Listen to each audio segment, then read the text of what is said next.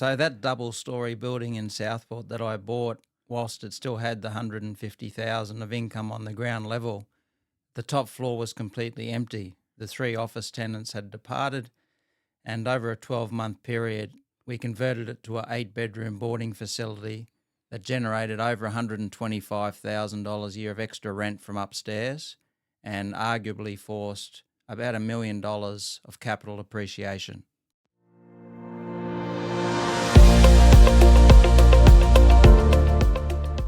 Hi, I'm Andrew Wright, Principal of Professional Southport, and this is the Andrew Wright Property Podcast. I've built a multi-million-dollar property portfolio, delivering a 7-figure annual rental income, and led my real estate team through thousands of sale and lease transactions. In each episode, I share real deals and strategies that will help you find, fund, and operate profitable property deals. The aim of this show is to provide education and build a community of like-minded investors who can collaborate, share insights, and help each other in each other's journeys. You can make excuses or you can make money, but you can't do both. So come and join us. Hello and welcome back to the Andrew Wright Property Podcast. Now, today in episode number 2, we're unpacking a real deal. How Andrew turned a dead upstairs office level into roughly $125K a year worth of rent and almost $1 million in added value, plus the contract mistakes, the build blowouts, and the exact steps he'd repeat and the ones that he wouldn't. So let's get into it. Andrew, welcome to the podcast. Thank you, Adam. Okay, so give me a snapshot. Let's paint the picture here. This is the first deal we're unpacking. So you've seen an asset on. I want to know what the asset looked like on day one, and what was your vision for it. I was renting a property in Narang Street, Southport, and paying 6 figures a year in rent. So I was actively looking to perhaps purchase another retail property so I didn't have to pay rent to someone else. Sure. So the numbers behind that in my mind were effectively interest rates 5%. I can borrow $2 million at $100,000 a year interest, which was cheaper than the rent I was paying. So it made sense. Stacks up straight up, doesn't it? Yep. Straight up. So whether it was that asset or another asset, I didn't want to be paying $120,000 a year in rent, and I'd been doing it for about 8 years, which is over $1 million in rent down the tube. Yep. Okay. So talk me through the building and give me the story. Give me the outline. Okay. Well, for listeners that are looking on YouTube, we'll insert some diagrams showing the actual property as it was advertised at the time. But effectively, we had a camera shop downstairs paying $158,000 a year rent. And there were 3 office tenants upstairs on the second level of the building that was generating about $35,000 a year rent. The previous gentleman who owned it purchased the property for $2.7 million, like a decade earlier, and I knew straight away that he wasn't going to get that, and that the replacement cost was certainly up there. But I ended up buying it for $1.8 million, so $900,000 less. How had it lost that amount in value in that time? Well, the whole street of commercial property had suffered devaluation, I guess. In the period before, there was, I believe, some sort of hype around the priority development of Southport, the priority development area of Southport. It hadn't been called that as a precinct yet, but it was all zoned for 39 or 40 stories of high-rise buildings. So there was rumours going around of overseas developers coming up and buying all those sites and building a big high-rise or multiple high-rises. So, people were just taking a punt that that's what's going to happen. They were going to consolidate the smaller properties and build high-rises. So they all just paid too much for the sites, basically. Right, and that never eventuated. It never eventuated, and still, as part of an exit plan, it may well happen in 10 or 20 years as land there's no more land available for high-rise. It probably will happen one day, and that's a nice little security net, I guess, down the track. Sure. Okay, so 1.7 1.8 1.8 plus stamp duty, of plus course. stamp The duty. government love that. You've played, as you'll find out in this series, you've paid plenty of stamp duty in your day. Yeah. All right. So, what income was in place at the time of acquisition? Yeah, so again, for the YouTube followers, we'll put a tenancy schedule on the screen now, but there was 158,000 on the ground level from the camera shop, 35 grand upstairs. So whatever that is, 210,000 a year, thereabouts. And unfortunately, the risk of acquiring that asset was the maturity of the leases were only 12 months to go. And I think the previous guy who owned it, who was selling it, obviously knew that something was going on there, because all of those 4 tenants ended up moving out shortly after I bought the place. Okay. So, even though they had 12 months to run it, they'd left earlier than that? No. They waited till their 12 months. They did the right thing, Right. but they didn't No- exercise their options to No to one extend. renewed. No one, none of them. Okay. Every one of them left. Right. Which wasn't part of the initial plan, was it? No. No. Okay. So, what did you do then? The ground floor was easy. Part of my risk management right at the start when I acquired the site was I knew that if the camera shop downstairs moved, I could just move my real estate business in there as a tenant. Okay. And that's So, that was exactly what I did. Oh, that ended up I happening. moved there, and I purposely didn't sign a long-term lease where I was up the road, because I thought, well, what if this camera shop doesn't extend their lease? Yep. They moved out, and instead of paying 120 grand a year rent up the road, I just moved into downstairs. Okay, so downstairs was easy. Downstairs That was easy. You had two options there. Either the current tenant, the camera shop, renews, Yep. and you continue to bring in that income. Yep.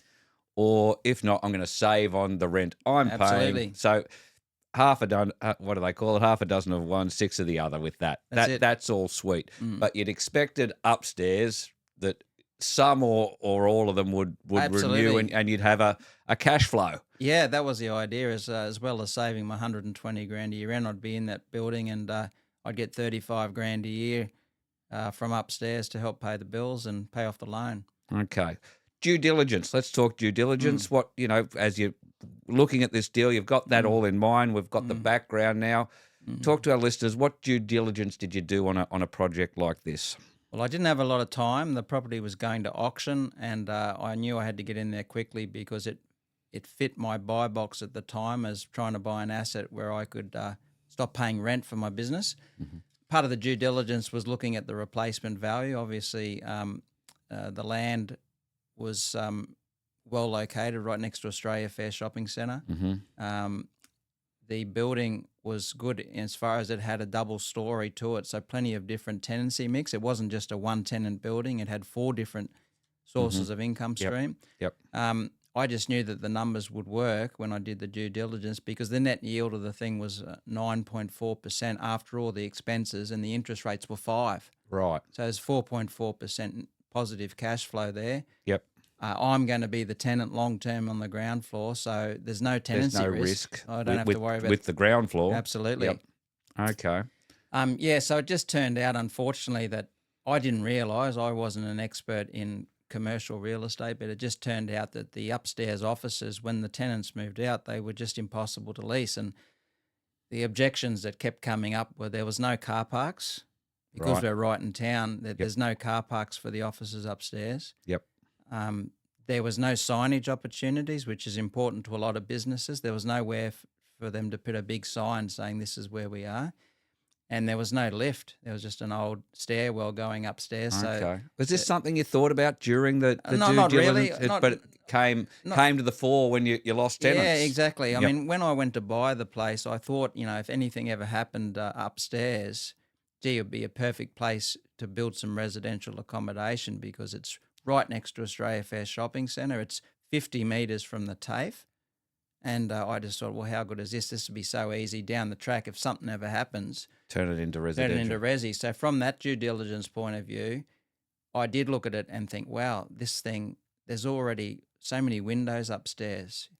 There's so much natural light, and natural light's one of the things that is essential for residential. Did it have development. planning permission for that to be able to be done, for that to be residential? No, it didn't at that time, but later the council made that area the priority development area of Sure. Southport, which meant you could do basically anything. Right. But it had the natural light. It had a stairway at the back and the front, which was important for fire escapes. You got two different stairwells for people to get out of. Mm-hmm. And even though it didn't have car parking, we're right in the middle of town. There's plenty of public transport there. So from a residential conversion point of view, I knew down the track, I didn't want to do it. Like I wasn't hoping to do this, but as part of the due diligence, I knew that it was a great site. People would want to live there if I needed to convert it down the track to residential. Sure. Okay. So I guess that look, and we're going to bring this up for people listening, with each of our podcasts. So that was that the way you were looking at the highest and best use at that particular as you went into this deal? No. What was? Well, look, I was mainly as a self-employed person after spending 120 grand a year rent for 8 years, $1 million. My priority number one was stop Paying giving that money to Yep. someone else. Let's put it into my own property. That was the number one sort of Yep. strategy. I'm talking more about upstairs. Upstairs, I just wanted to continue getting 35 grand a year and take the lazy Yep. lazy cash flow from upstairs, but it just didn't work out. Okay. All right. So this brings us to the next point. You forward everything. The camera shop's moved out. You've ticked box A. With your two options. Okay. Yep. Option 2, which is probably your preferred, I would imagine overall. If you could have chosen at that time, Yep. keep him here, keep the camera shop in, or you move in. It probably was. Yep. I'd prefer to move in and get my office there. Get rid of rent. Downstairs. Yep. I did want to go in there Yep. at some stage. Yeah. But as always, things don't always go to plan. You've lost your 4 tenants upstairs. You've lost your 35. Three tenants. Three tenants. You've lost Yeah. your 35 grand income. What did you do? Well, I advertised them for rent. And, Okay. I just thought, well, if I can get a couple up there, she'll be right, and we'll just continue. But that went on for 2 years.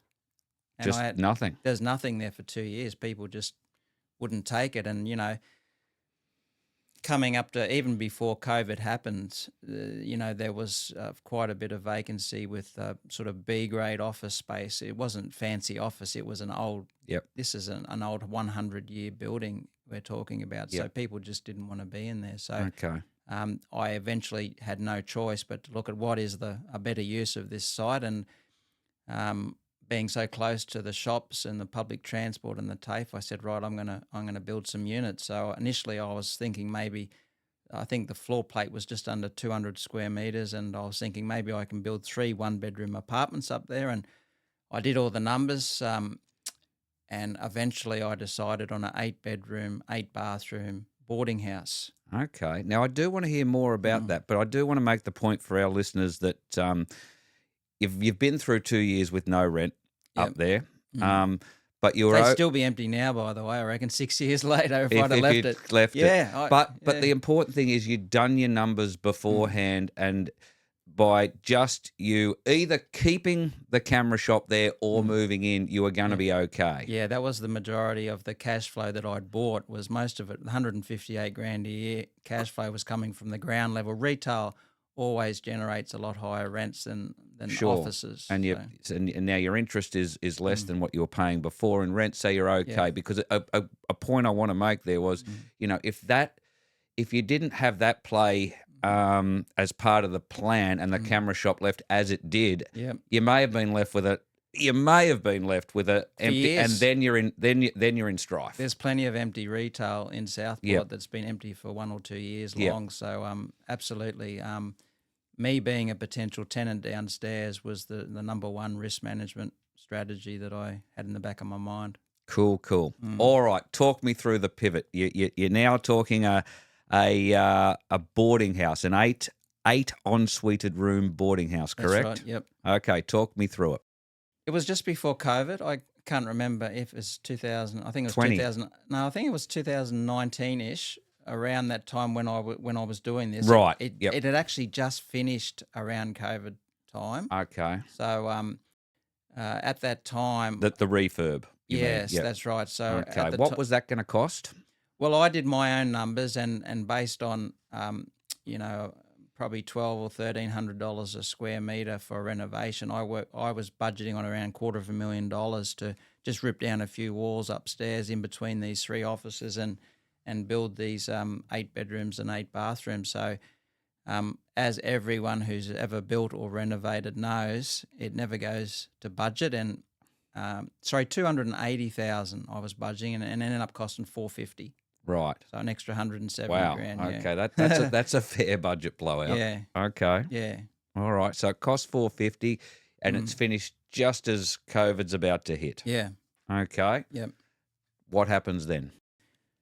Well, I'll go back a step and talk through some of the challenges actually during that build. I mean, for sure. I thought it would be 6 months to do it, and it took over a year. So that's the first thing, is that I'm thinking, oh, well, we'll get these things rented out, and in 6 months' time I'll get some cash flow coming in. And it just didn't happen that way. So I'm obviously a small-time developer, and, Did you borrow? I didn't have any money. I had. So you borrowed the lot? I had 2 credit cards, and I had $100,000 limit on each of those cards. I thought, well, that will get me through most of that, and over 6 months I'll generate some commissions from selling real estate, and I'll pay it off over that 6 months. But when the costs blew out to $450,000, I literally was really embarrassed. I was saying to I can't pay for everything. Can you fund me once I get some tenants in? Can I pay you off over 6 months? And he was a friend of mine, and I was very fortunate that he let me pay it off over time. And one of my employees at the time, I actually borrowed 20 grand from to help pay some contractors. I said, oh, will you lend me 20 grand? I'll pay you 10% interest, which I did, obviously, and returned the money pretty promptly when I could. Yep. But I was very lucky to get through it, that I had my family lent me some money, and an employee lent me some money. My credit cards were used, and then the builder actually just let me pay him off over. It took me about 6 months after it was actually finished to pay him off. So that's a bit embarrassing, but that's what happened. That's the reality. That's what happened. Right, reality. So. I mean, I failed to even ask, there's probably even a vital step even before this. I mean, did you do a feasibility study? Talk me through even the decision to do this. Obviously, we now know the budget blowout, the timeline blowout, but the decision, what did you look at in terms of, your strategy decision and the feasibility of this to start with? Well, the strategy was, number one, the place has been empty for 2 years. I am not going to continue along these lines. The next part of the risk management was that I had set big goals for my business. I was going to try and spend a lot of personal exertion hours generating commissions in my real estate business. And absolute Murphy's Law. It's just so funny. Everyone knows what Murphy's Law is, but I just had a shocking run where I just hardly made any money for that next 12 months. Oh. Yes, I was spending a lot of time going upstairs and helping out with all the trades, carrying up fireproof boards and doing this and that and supervising builders. But the market for real estate just in my business wasn't that good either. So I ended up making a lot less than I thought I was. And it was that cash flow that was a perfect storm. And then the costs went up 170 grand and all happened at the same time. So nothing ever goes to plan. And I'm very lucky that I had a builder who didn't take action against me for not having the money to finish it. But I told him along the way that I was having trouble, and he said, well, we're better off proceeding and finishing this, and just make sure you fix me up. And luckily I had some family and an employee that I had relations that trusted me, that lent me some money. Yeah. Okay. Yeah. All right. So I'm not recommending that anyway. I'm just telling you the real warts and all stories. Story. So. And this, I think this is what's going to be so interesting about this podcast, because all deals like this, that they, I'm wondering as we do roll forward, how many did perfectly go to plan? I'm guessing not many, if any. Okay, all right. So you funded the build off credit cards. Yeah. So look, when you go down that track, you realise there are a certain number of contractors and suppliers that will accept credit cards. Most of the suppliers, like Bunnings and all that sort of stuff, the credit cards are acceptable. There were some companies that didn't take credit cards, and somehow I had to fund it through cash flow from the business. But effectively, it was all debt overdraft. I had an overdraft for the business and my credit cards. Yeah. Okay, so is that? Did you not feel that was risky? Yeah, I mean, look. Yeah, I did. It was risky. I mean, the first thing that comes to mind is, Andrew, what interest rates were you paying on these things? Yeah, 20% on the cards, 13% on the overdraft. But look, I knew the upside was there. I did the numbers. I knew that we had an accommodation shortage. I knew I could rent the apartments, and for 125 grand a year, cash flow, whatever the short term pain was, I knew it was going to be So worthwhile. that was my next question, and I probably maybe should have asked at the start. What Yeah. was your projection on this, on Yeah, when it was finished? 300 to 350 a bedroom, in that range. We got the certificate of classification through to say that we're allowed to have up to 9 people living in the place. So in theory, we could have one double bedroom with 2 people and then 7 single Singles? occupants. And Right. the numbers worked out exactly along those lines. And, we ended up renting them for sort of $325 each on average. Okay. And So that stacked up. So yeah. were there challenges? So we've finished the build. You've gotten through. You've scraped. You've borrowed. You've begged. You've loaned. You've gotten there. Yep. It's finished. You still owe the builder a bit of money. Yeah. Obviously, you're furnishing these things. Yes. Yep. Yeah. So I put in with the rooming accommodation to make them attractive. We made them fully furnished. We put in brand new beds. We put a air conditioner in each of the 8 rooms, a separate TV in each of the 8 rooms, a little bar fridge. So they Okay. all had their own bar fridge, Yep. and then in the common area, obviously, which on YouTube we might put up a few photos now of the end product, which shows the common area. And maybe some of the individual rooms as to what they actually look like at the end. So yes, you can charge, at least $50 a week more for a room if it's furnished, and there was more demand for that in that area, and that's what we Oh, decided for to sure. do. You wouldn't have wanted people moving stuff in and out all the time. Exactly. And I guess the nature of small little, one person rooms is that they're not necessarily going to be long term. That is my next question. Yeah. I do want to know. So your first round of tenants, Yeah. who were they? What sort of leases were they taking? Yeah. Okay.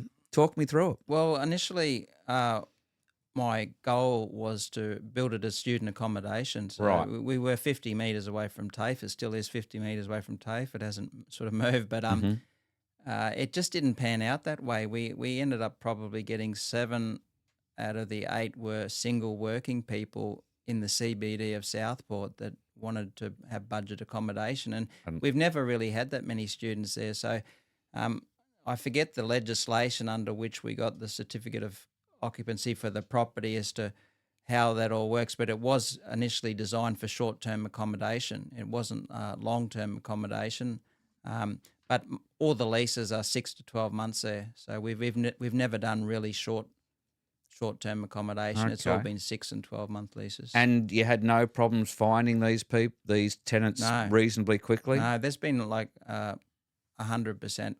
It's been 100% full most of the time. When we get an empty room, it's empty for a couple of weeks and someone else moves in. It's a pretty good location. There's employment all around. It's not far from the Griffith University and the hospital, and Sure. I knew that would be the case, and that's why we built it. Okay, so can you tell me, why did you decide on rooming accommodation for this? Because it's not something a lot of people would think to do. And maybe some examples of where you actually wouldn't do this. Okay, yeah, sure. So that particular site, I actually did the numbers on what is the current rental appraisal of a 1-bedroom apartment in Southport, and I could build probably 3 upstairs in that property, and I did the numbers. And then I looked at, what if I built 8 bedrooms and 8 bathrooms upstairs, and what was the rental figures? And the cash flows just worked out so much better with the rooming accommodation. Now, at the time, you've always got to have a look at, what sort of strengths you have. And at that time, I employed property managers just up the road, and I thought, well, I don't have to pay management fees. So one of the disadvantages of rooming accommodations, you got 8 tenancy agreements, 8 different 8 tenants tenancies to to look manage instead after. of one big 3-bedroom Yep. apartment. So fortunately for me, I didn't have to employ and outsource the property management. I had my own team that were just downstairs initially and then just up the road to look after it, which is very beneficial. That particular rooming accommodation development also was free of government council infrastructure charges. So because there was an existing site, I actually got credits from the council for the existing office space, and I didn't have to pay a lot of infrastructure charges for the development, which just made it, again, one less expense, and the numbers just made sense. But on the Gold Coast in particular, the Gold Coast City Council define rooming accommodation is any property where you can have it if there's 4 or less unrelated people living in a property. So once you go over 4, you actually need to get a development approval, and that's why I had to get a development approval, because it was 8 bedrooms and 8 bathrooms. In my opinion now, with the increasing costs of electricity and water, most of those costs get paid for by the owner of a rooming accommodation facility, because you can't pass on the water, you can't pass on electricity in the common area and things like that. You've got to really scale rooming accommodation, and there are builders now specialising in building 9-bedroom facilities in Victoria, and there are others building 5-bedroom ones in Brisbane. The Brisbane City Council allows you to have 5 unrelated tenants, not just 4, and they're also a lot more infrastructure credit friendly in Brisbane, and that's why you see a proliferation of 5-bedroom rooming accommodations in Brisbane. An example of when you wouldn't do one, I have one. I bought a property in Ipswich which was had a big old shed on it, and to help part of the housing crisis, I actually went and got a building designer to build a 12-bedroom, 12-bathroom rooming accommodation facility there. And the town planning advice was along the lines of, this is one boarding house here, the council infrastructure charges will be $8,590. And I went and paid the building designers. We reduced it actually from 12 down to 11 because there was less fire sprinklers required, and it came under a different classification of building. But when we went and had a pre-lodgement meeting with the council said, we're going to charge you $95,000 of infrastructure charges. Now, the town planner told me 8.5. And that extra $90,000 to me killed the deal. I didn't have the $90,000, which you got to pay up front when you start development. And I said, no, I'm just not going to do it. And I ended up just building a shed and found a gymnasium tenant to go in there. So the council got nothing for infrastructure charges. I was trying to help the housing problem we have in this country. Yep. I could have provided accommodation for 11 different people, and because of the council trying to gouge 95 grand from me, I'm not sure that's politically correct, but that's reality. It is. I paid them zero infrastructure, and I replaced the existing shed, and I now have a gym tenant in there using it as a big gym. So there's an example where every council's different. Some councils are more friendly towards infrastructure charges for rooming accommodation and the number that you can have without development approval. Other councils are not as friendly, so you need to analyse that if you want to go down the track of rooming accommodation. Okay, so now if we're looking from a helicopter view, you've just turned an empty, old, probably run down, I would imagine, office space that was empty and you couldn't get anyone to have a look at. You've spent including interest, about $450. $450 on the refurb. Yep. It's now generating how much per year? Oh, about 125, probably 135 now, but let's say net 125. 125. Yeah, okay. Yeah. And the asset that you've now got. Yeah. How has that grown in value? Okay, so I'll answer that in 2 ways. First of all, the cash flow situation. So, 450 invested at 125. I got all my money back after 4 years, so it paid for it. Like, one of the good parts about doing due diligence on that sort of development was I didn't actually have to buy any land. I already had the land. Yep. So all I invested was 450 to build on the second level, and I got all of that money back in the first 4 years. So now it's just 125 grand a year net cash flow upstairs plus whatever's downstairs. Yep. But 125 grand a year net cash flow forever. It's just return is infinity. I've already got my money back from that development. For sure. Okay, now let's wind back. You originally paid 1.7. 1.8 plus stamp duty. Why have I got myself stuck on 1.7? Let's throw in the stamp duty. Let's call it that. Okay, nearly 100 grand, by the way, for stamp duty. Yeah. Anyway. Okay, you've now made these improvements. You've now got this asset upstairs generating 125 net. Let's call it that. Yeah.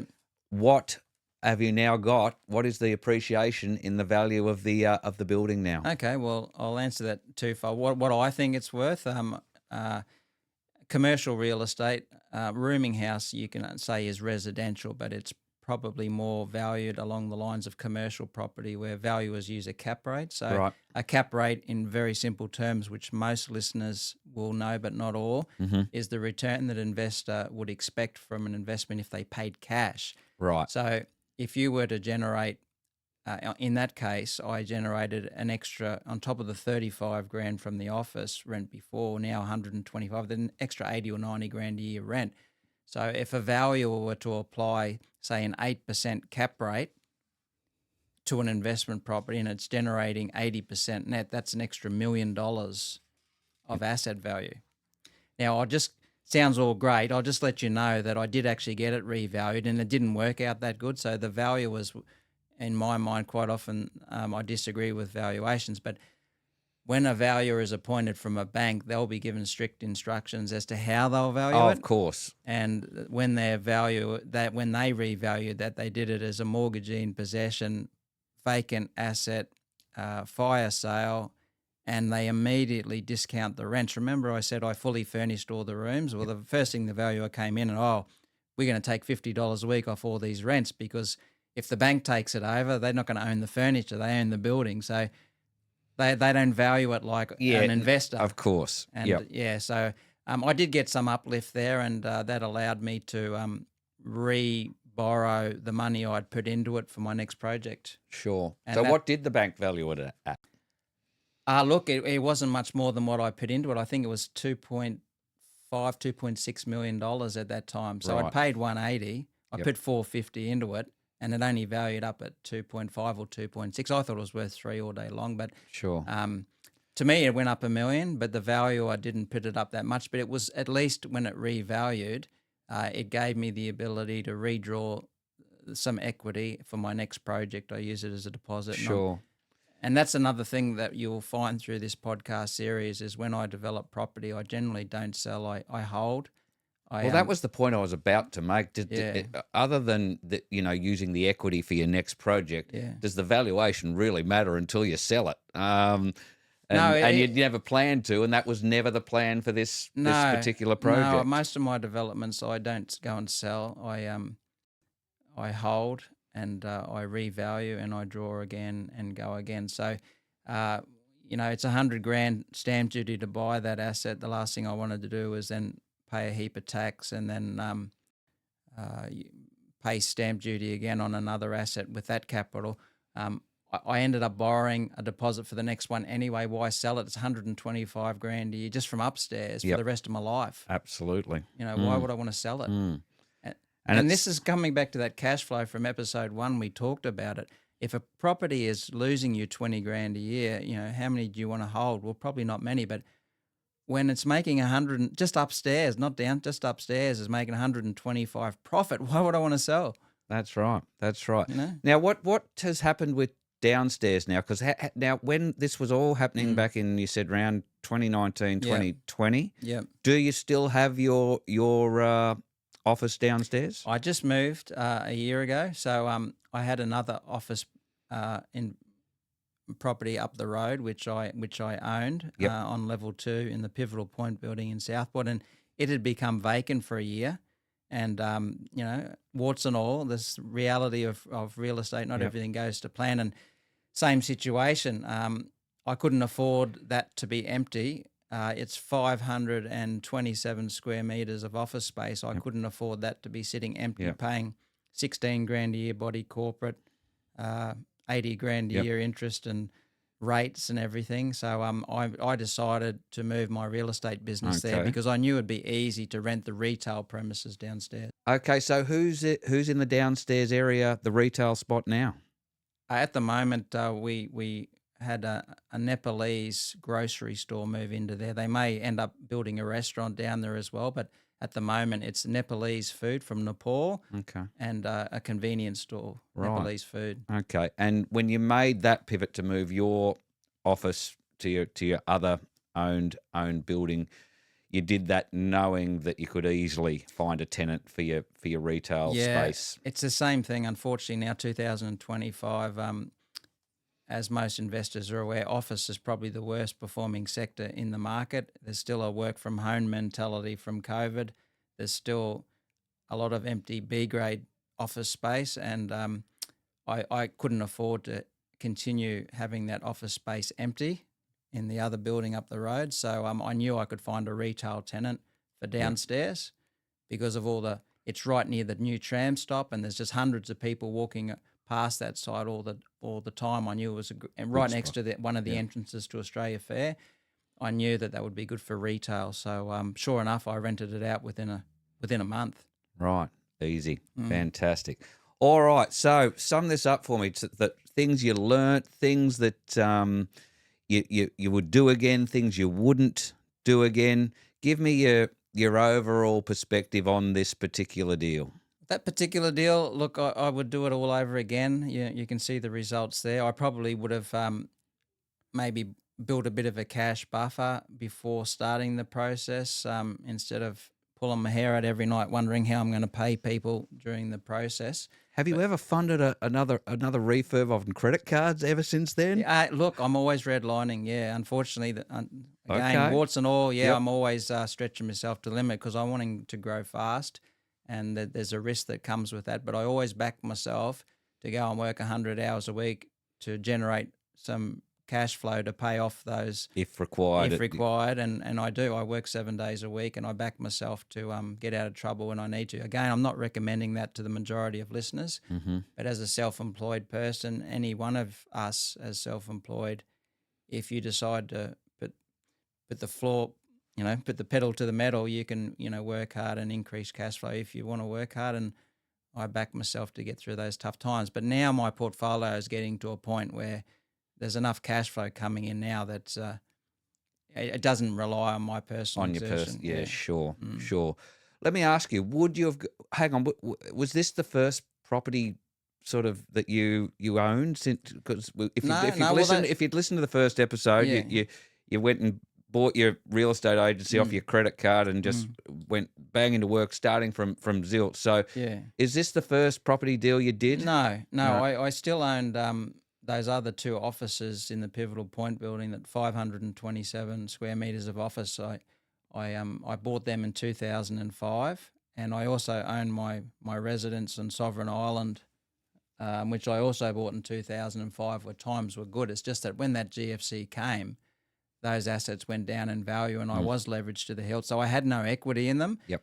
But even through that GFC time and the separation from my wife, I managed to hold on to those assets somehow, even though I had no equity, and I just pushed my way through. Sure. Incredible. Yeah, absolutely, yeah. Okay. Would you have done this deal if you hadn't had a plan B of moving your own business into that retail space? Should the camera shop have wanted to move as they ultimately did, would you have gone and bid and bought it? The answer is no. Okay. No, the answer is no. So look, I listen to a few podcasts every day, and the majority of experts on there do provide the correct advice along the lines of, probably most people's first investment should be residential. You can leverage up a bit more and get a lot more money working for you, and houses are a lot lower risk profile, that you're not going to have an empty property for a year, things like that. So, but for me, as a self-employed person paying 120 grand a year rent, I do think that other people, this is one example where someone might have their first investment in real estate in commercial property, is if you're paying big rent to someone, you're self-employed. That's a perfect example to me where maybe you should seek advice from your accountant, your lawyer and finance broker about, instead of starting in resi, maybe you can go out and just stop paying rent with your business, buy your first dwelling and save yourself rent. So that particular one I wouldn't have done, just simply because the numbers were too big. 1.8 million at that time was a big purchase for me, and I didn't want to I wouldn't have been able to tolerate a 1 or 2 year vacancy on the ground level. I probably would have signed a contract on that with a clause along the lines of, this contract is subject to and conditional upon the camera shop signing a brand new 2 or 3 year lease. Sure. But I wouldn't have just gone in with the possibility of them moving out after a year. Sure. These days the answer might be different, but back in that back then, in your scenario, in your position at that time, I hadn't earned the right to tolerate that sort of risk. Sure. Yeah. Sure. Well, look, that's probably a good chance for me to sort of say, as you say, people should consider different things to residential. That, you know, I hope you've enjoyed this episode and listening to this amazing deal. That, you know, you do want this whole podcast to be about creating a community. People who listen and get a lot out of this, get some education, get some entertainment, but join the community. There's a link in the show notes there where they can visit your website. And, you know, as we get into this podcast further along, we'll have Facebook groups, and we really want some like-minded individuals who, you say it better yourself. What do you want to create from this podcast? Yeah, I want to put together a community of people that want to help each other and grow in real estate. And this is just the first example today of rooming accommodation, but we'll be covering lots of different asset classes, and hopefully we can help each other grow in our journeys, and maybe even do deals together if we can collaborate and improve each other's portfolios. That's what we're about. Perfect. And you're going to have some wonderful guests coming on the show. So, and again, a reminder, if you're listening to this and you are into your property investment, you want to reach out to even, you know, potentially be a guest on the show, please do so through the links in the show notes. But look, Andrew's details are there, or you can reach out to him via Professional Southport, which of course you're still the principal of. That's right. And you know, if you have found this episode useful, if you've found it educational, if you've got something out of it, then you know, please follow us, rate us, share the show around. That's what's going to help us build this community, you know, of people who can help each other in this area that are just as passionate as Andrew is. And once again, it is coming, but none of this is to be construed as financial advice or anything like that. Get your own personal advice from lawyers, accountants, everyone else. Absolutely. This is not advice. This is stories. This is here as information only. That's exactly right. Thanks for your time, Adam. No, thanks so much, Andrew. Really enjoyed hearing about this deal and can't wait to hear about the next one. Can't wait to. Thank you. Thanks for listening to the Andrew Wright Property Podcast. This is all about building a community of like-minded investors who can share real-life stories, experiences, and collaborate with a view to helping each other. Join us. Get in touch through the link in the show notes. I look forward to you joining me on the next episode.